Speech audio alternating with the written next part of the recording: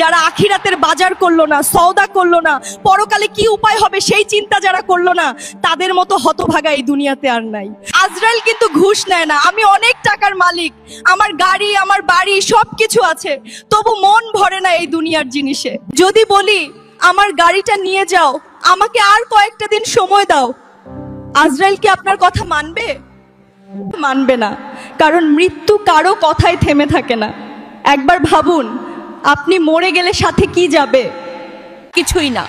যে সম্পদ নিয়ে আপনি এত গর্ব করেন, সেই সম্পদ ভাগাভাগি করতে আপনার মৃত্যুর পর সবাই ব্যস্ত হয়ে যাবে।